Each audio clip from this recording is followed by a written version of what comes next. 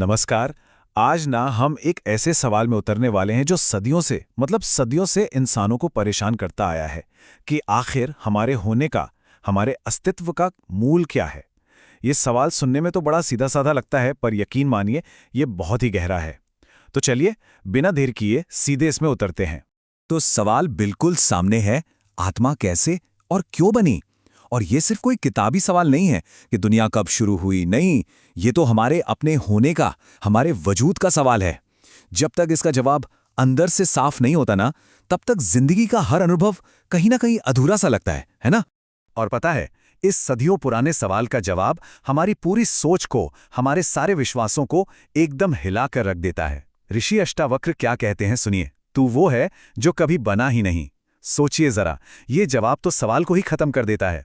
ये हमारी हर धारणा को चुनौती दे रहा है। मतलब जो चीज कभी बनी ही नहीं, उसके बनने का सवाल आखिर उठ ही कैसे सकता है। अच्छा, इस बात की गहराई में जाने के लिए ना एक बहुत ही मूल सिद्धांत को पकड़ना होगा। सोचिए, इस दुनिया का नियम क्या है? यही ना कि जिस भी चीज की कोई शुरुआत होती है उसका एक ना एक दिन अंत भी होता है। जो बनता है वो मिटता है, और जो मिटने वाला है, जो नाशवान है, वो परम सत्य, वो शाश्वत चीज कैसे हो सकता है? हो ही नहीं सकता। और इस बात को और अच्छे से समझने के लिए चलिए उपनिषदों की तरफ देखते हैं। छांदोग्य उपनिषद में एक बहुत गहरी बात कही गई है, सत्य एव सौम्य इदम अग्र आसीत। इसका मतलब क्या है? इसका मतलब है कि शुरुआत में जब कुछ भी नहीं था, तब केवल सत्य था, सिर्फ एक अस्तित्व, कोई दूसरा नहीं, कोई अलग अलग चीजें नहीं, बस एक अखंड चेतना। इसको ना एक सपने के उदाहरण से समझने की कोशिश करते हैं। हम सब सपने देखते हैं, है ना? जब हम सपना देख रहे होते हैं तो उसमें क्या कुछ नहीं होता। एक पूरी की पूरी दुनिया होती है, लोग होते हैं, जगहें होती हैं, अच्छी बुरी घटनाएं होती हैं। पर एक बात बताइए, वो सब आता कहाँ से है? क्या बाहर से कोई उसे बनाता है? नहीं, वो सब हमारे ही अंदर से, हमारी ही चेतना से प्रकट होता है। बस ठीक इसी तरह कहते हैं कि यह पूरी सृष्टि भी उस एक चेतना से ही प्रकट होती है, अलग से बनती नहीं है।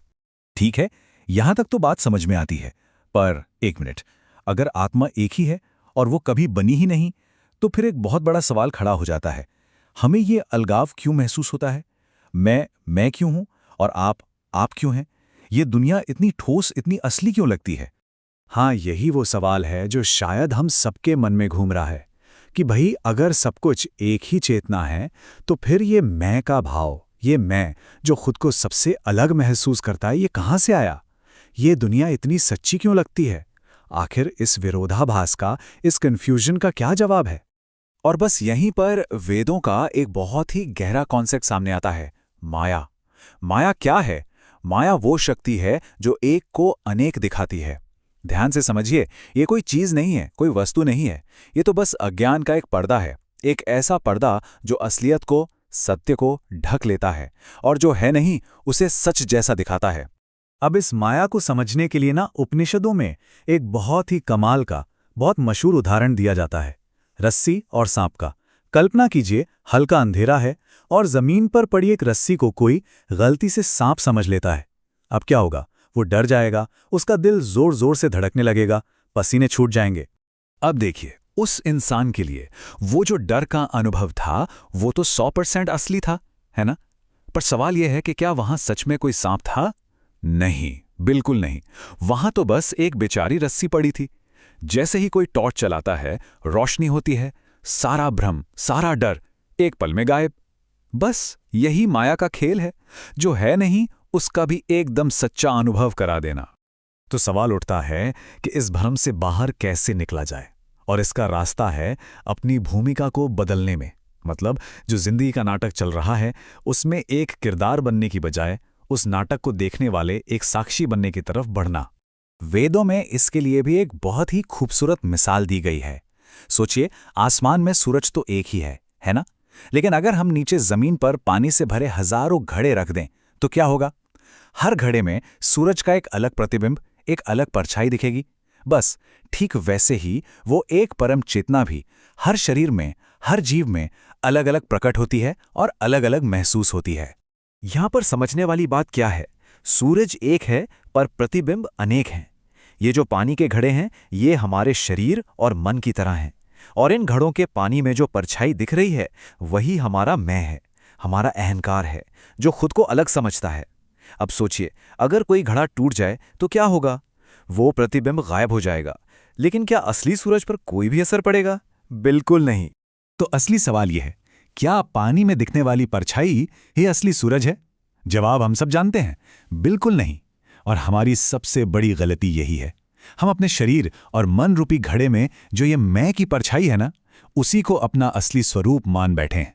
और बस यही हमारे सारे दुखों का, सारे बंधनों का कारण है। अष्टावक्र गीता इसी एक सच को, इसी सार को हमारे सामने रखती है। वो कहती है, तू ना करता है ना भोगता, तू केवल साक्षी है। मतलब हमारा असली स्वरूप काम करने वाला या उसके फल को भोगने वाला नहीं है। हम तो बस वो चेतना है, वो जागरूकता है, जो इस पूरे खेल को चुपचाप होते हुए देख रही है, बस एक साक्षी। इसको ना एक और तरह से समझिए। मान लीजिए हम कोई नाटक देखने गए हैं। स्टेज पर एक्टर्स हैं, वो रो रहे हैं, हंस रहे हैं, गुस्सा कर रहे हैं, लड़ रहे हैं। लेकिन दर्शक के तौर पर हम जानते हैं कि ये सब बस एक्टिंग है, ये सच नहीं है। इसलिए हम उनके सुख दुख से प्रभावित नहीं होते, हम बस देखते हैं। असली दिक्कत कब शुरू होती है? जब दर्शक ये भूल जाए कि ये एक नाटक है और वो कहानी को ही सच मान बैठें और किरदारों के साथ रोने हंसने लगें। बस इस दुनिया की हालत भी कुछ ऐसी ही है। ये एक लीला है, एक खेल है, लेकिन हम इस खेल को इतना सीरियसली ले लेते हैं, इसे सच मान लेते हैं और इसमें बुरी तरह फंस जाते हैं। और जैसे ही ये समझ आती है, हमारी पूरी आध्यात्मिक खोज एक बिल्कुल नए मोड़ पर आ जाती है। सच तो ये है कि खोज यहीं खत्म हो जाती है। क्यों? क्योंकि जिस चीज को हम बाहर ढूंढ रहे थे, वो तो हम खुद ही हैं। इसे ऐसे देखिए, समंदर में हजारों लाखों लहरें उठती हैं और फिर उसी में शांत हो जाती हैं। पर क्या कोई भी लहर कभी समंदर से अलग होती है?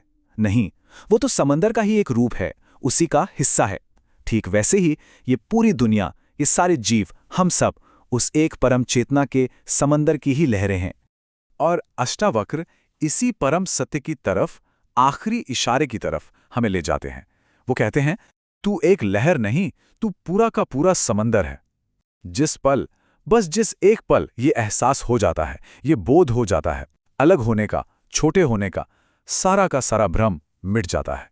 ये कहानी कुछ ऐसी है जैसे कोई इंसान अपने ही घर का पता भूल जाए और उसे ढूंढने के लिए पूरी दुनिया में भटकता फिरे, दर दर की ठोकरें खाए, और सालों बाद थक हार कर जब वो बैठ जाए तो कोई आकर उसे बताए, अरे भाई, जिस घर को तुम पूरी दुनिया में खोज रहे हो, तुम तो हमेशा से उसी में बैठे हुए थे।